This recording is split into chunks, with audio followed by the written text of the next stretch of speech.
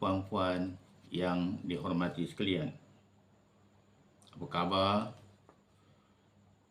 Semoga kalian sejahtera, bahagia dan dirahmati Allah. Amin. Dalam siri 6 yang lalu, kita telah melihat impak dan implikasi konsep kekhalifahan itu ke atas akhlak baginda Nabi sallallahu alaihi wasallam.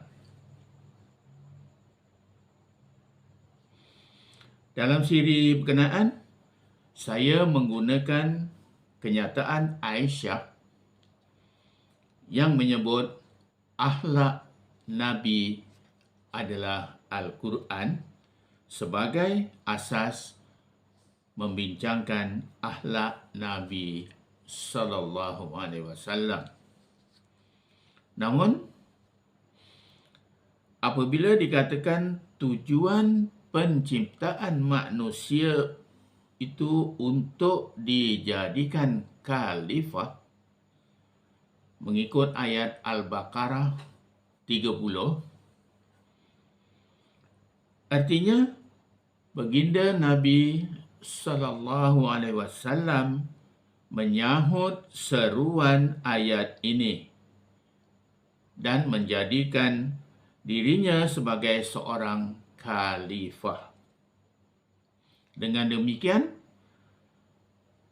baginda menggunakan ayat-ayat yang menyebut khalifah itu sebagai asas untuk menjadi khalifah.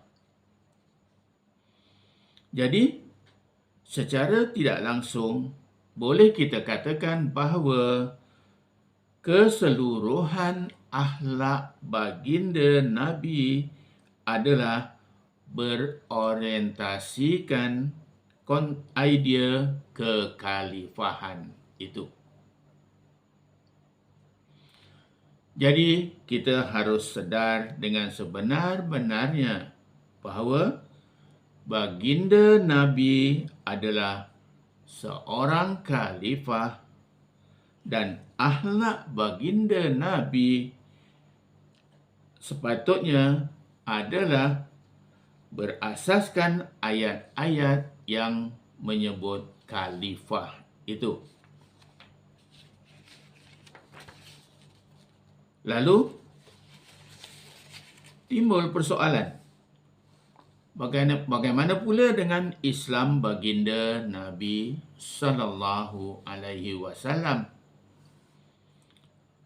Secara logiknya, sudah tentu impak dan implikasi konsep kekhalifahan itu tadi mencorakkan keislaman baginda. Jadi buat siri 7 ini, saya hendak membincangkan apakah impak dan implikasi konsep kekhalifahan itu terhadap Islam baginda Nabi sallallahu alaihi wasallam. Sebelum kita mula membincangkan tajuk itu tadi, kita harus ingat terlebih dahulu bahawa kita sedang membincangkan idea tujuan penciptaan manusia. Mengikut ayat 30 Al-Baqarah itu, tujuan penciptaan manusia adalah untuk dijadikan khalifah.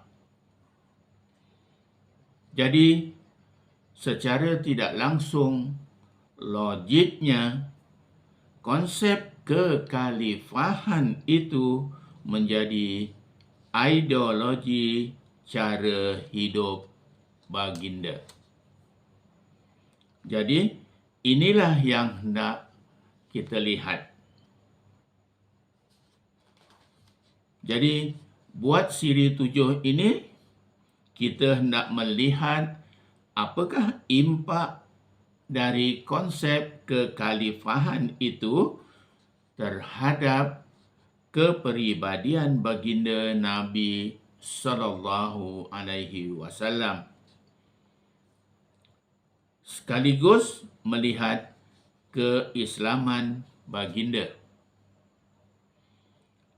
Secara logiknya begitulah. Akhlak dan kepribadian baginda dicorakkan oleh konsep kekhalifahan. Keislaman baginda Nabi juga adalah berasaskan konsep kekhalifahan itu. Itulah secara logiknya.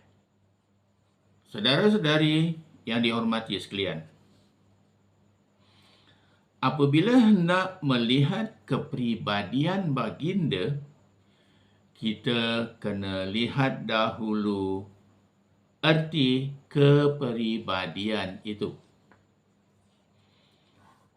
Dalam Kamus Dewan, kepribadian artinya sifat-sifat, iaitu kelakuan, sikap, dan lain-lain bagi seseorang. Jadi, untuk melihat kepribadian baginda ialah dengan melihat kelakuan dan sikap baginda.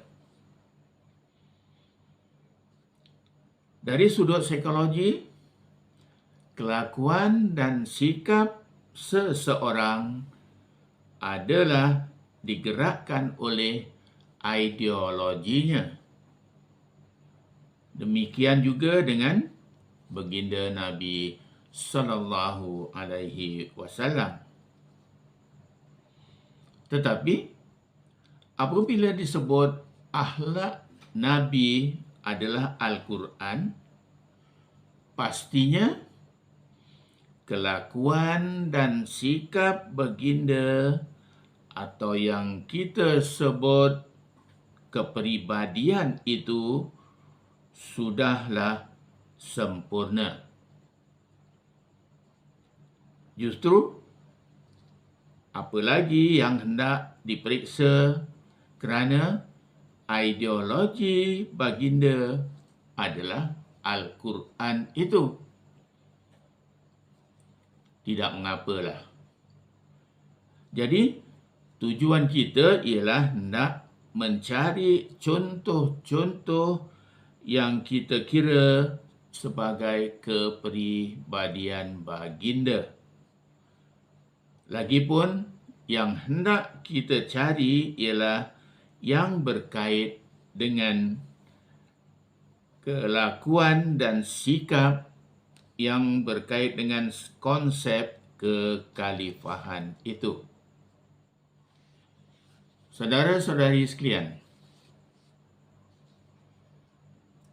seperti yang kalian sudah tahu, antara ayat yang menyebut khalifah ialah ayat 165 Al-An'am. Ayat itu menyebut, dan dialah yang menjadikan kamu khalifah di bumi dan meninggikan setengah kamu atas setengah yang lain beberapa darjat, kerana ia hendak menguji kamu pada apa yang telah dikurniakan kepadamu. Apabila ayat ini menyebut, dan dialah yang menjadikan kamu khalifah di bumi, pastinya baginda menyahut seruan ini lalu menjadikan dirinya sebagai khalifah. Apakah yang baginda lakukan apabila ayat ini menyebut meninggikan setengah kamu atas setengah yang lain beberapa darjat? itu. Maksud ayat ini, kita semua dan baginda Nabi sallallahu alaihi wasallam juga telah dikurniakan dengan kelebihan-kelebihan tertentu. Kelebihan yang dimaksudkan itu antaranya disebut oleh ayat 69 Al-A'raf, yaitu kelebihan dan kekuatan pada bentuk kejadian tubuh.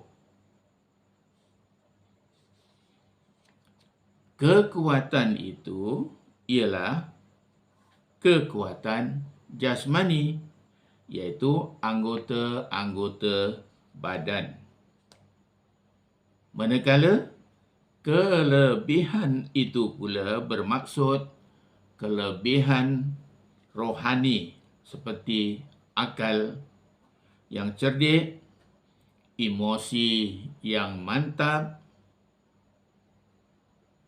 naluri yang kuat dan sebagainya. Yang kita hendak tahu ialah apakah baginda lakukan dengan kelebihan-kelebihan itu tadi.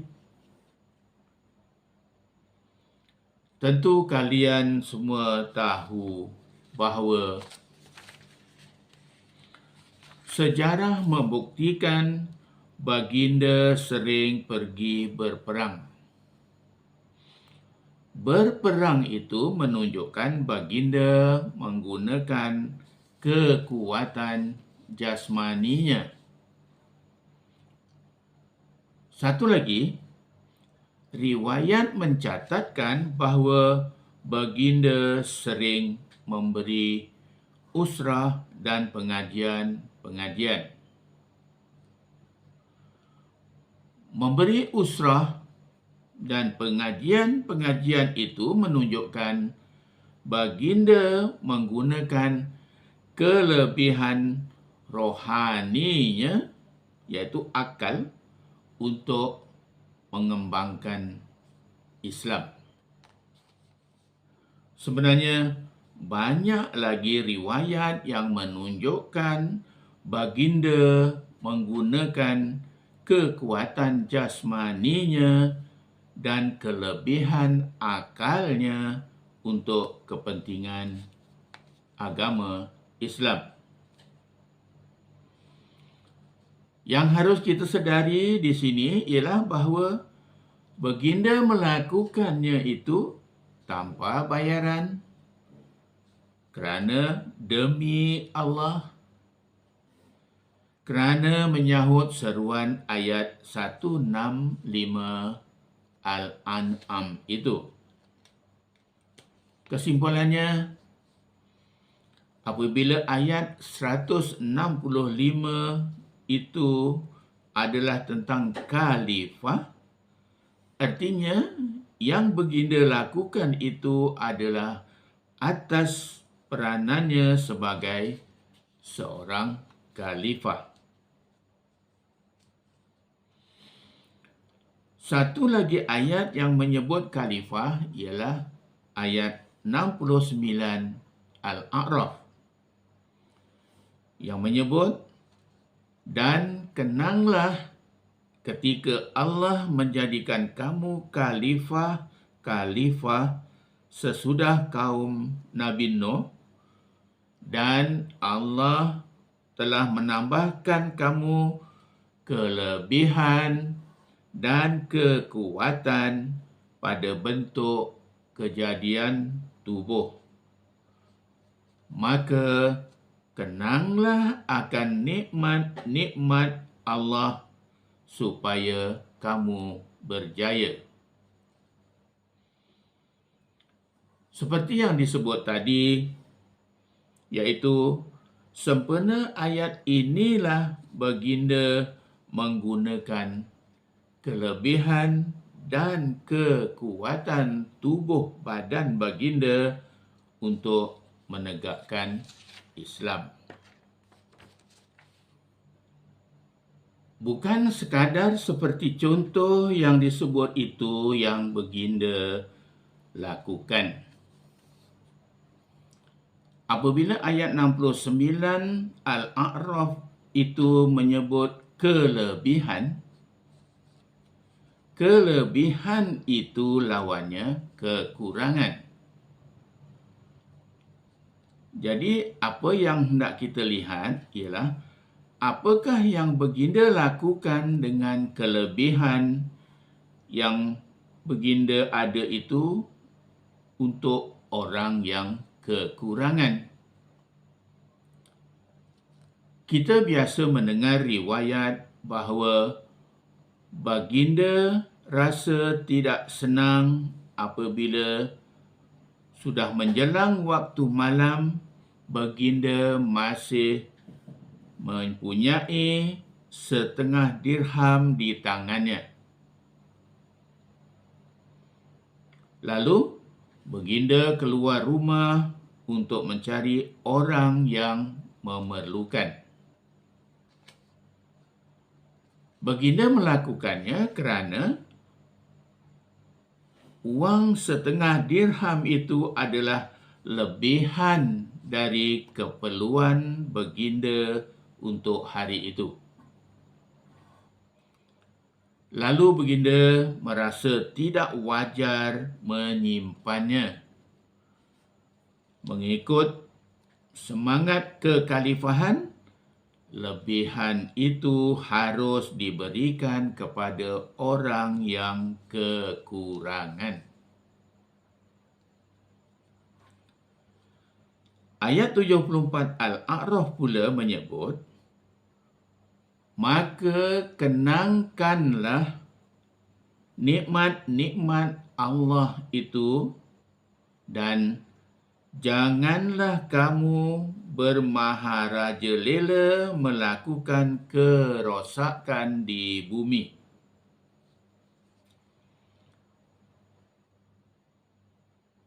Ayat ini mengajar kita tentang menjaga alam ini.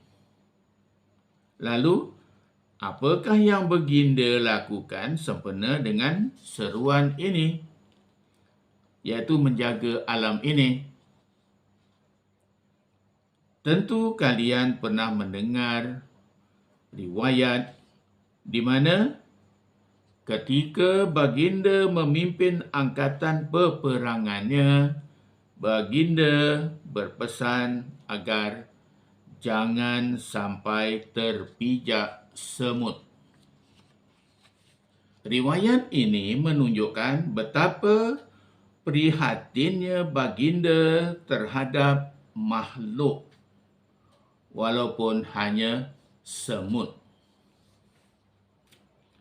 Semut itu adalah sebahagian daripada alam ini. Keprihatinan baginda itu menunjukkan bahawa baginda sangat menjaga tentang alam sekitar, iaitu alam ini.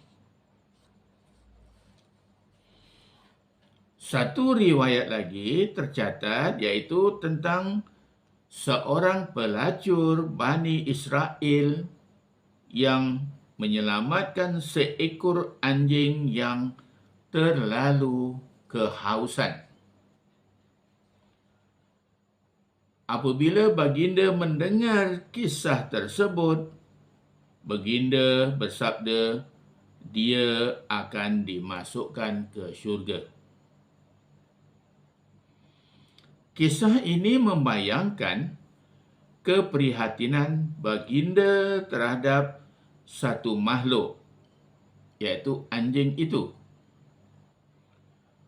Apabila baginda bersabda demikian, menunjukkan jika baginda sendiri melihat keadaan anjing itu pun, baginda akan melakukan perkara yang sama seperti yang dilakukan oleh pelacur itu.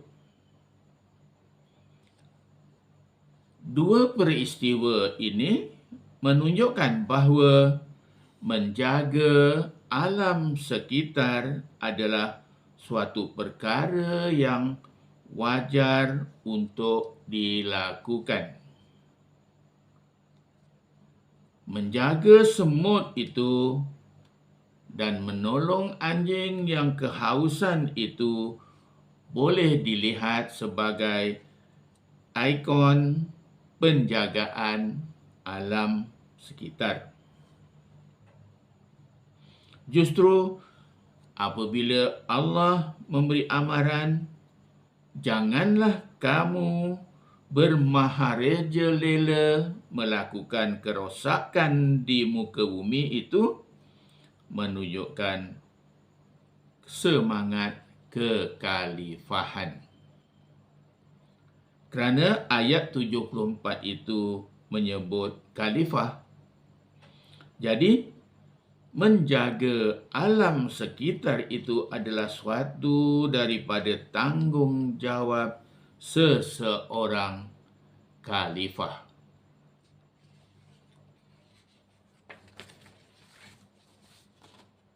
Dan apabila ayat 62 An-Naml itu menyebut tentang menguasai bumi ini, artinya memerintahkan manusia supaya menjaga alam ini jangan sampai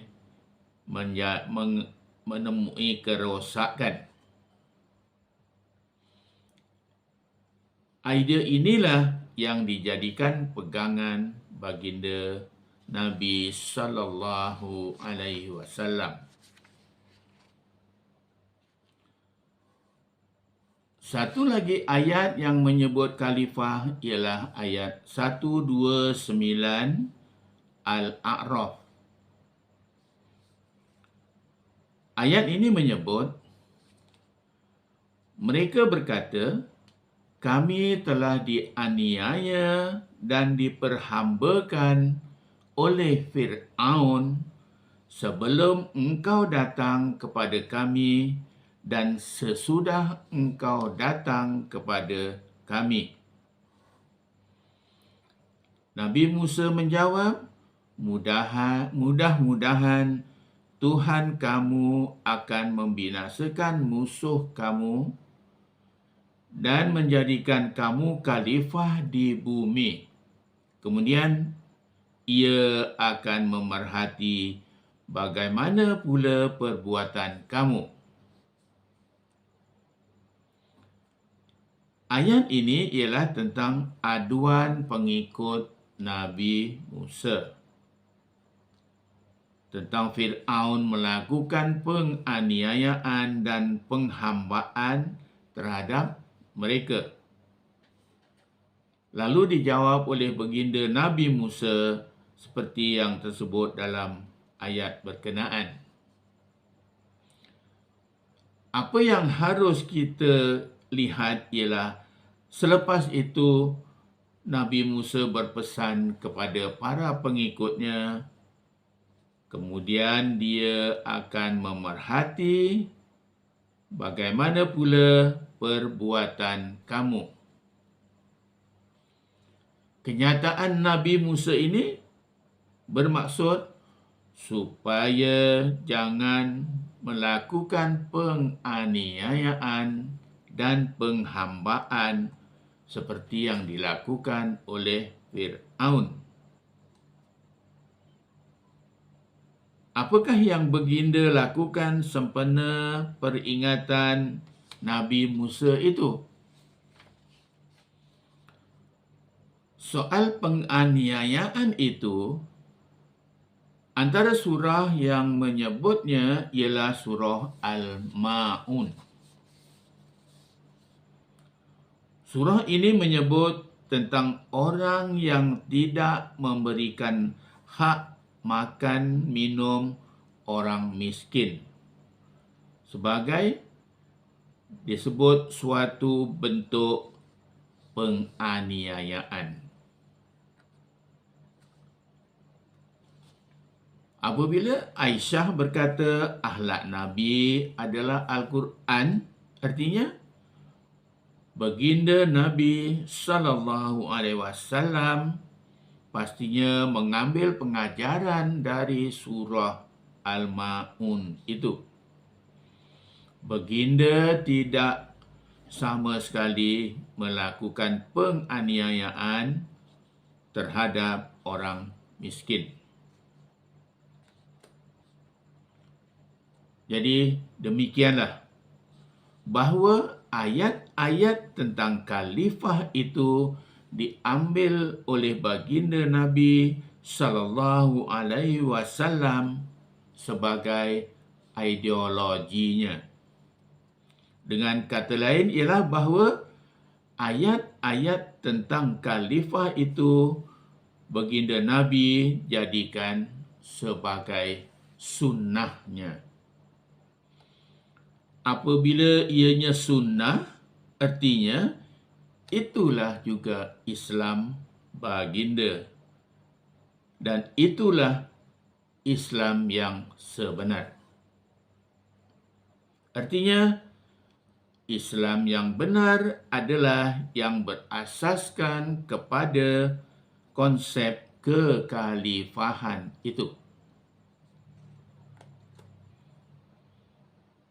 Artinya, ayat-ayat yang menyebut khalifah atau yang membawa maksud khalifah adalah kayu ukur yang menjustifikasi kebenaran Islam. Artinya, apa jua fahaman atau pegangan yang tidak sejajar dengan konsep kekhalifahan adalah bukan ajaran Islam.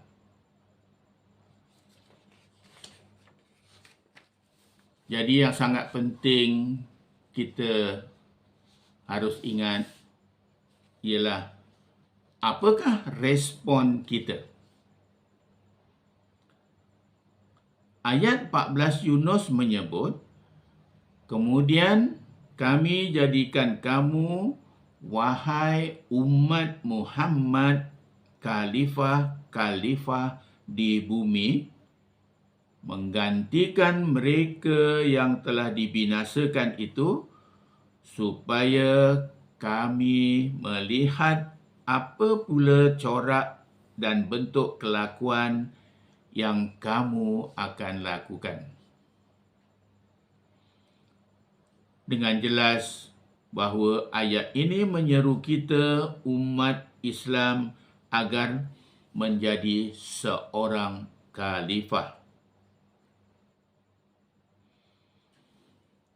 Dan menjaga kelakuan supaya sejajar dengan semangat kekhalifahan itu. Mengikut ayat 62 An-Naml, kita adalah ejen Allah yang mengurus manusia dan menguasai bumi ini. Jadi, apabila buku yang saya baca itu menyarankan supaya kita mengetahui tujuan penciptaan manusia, sekarang tahulah kita bahawa idea ini hendak menunjukkan jalan ke arah Islam yang benar. Bahawa Islam yang benar itu ialah yang berorientasikan konsep kekhalifahan.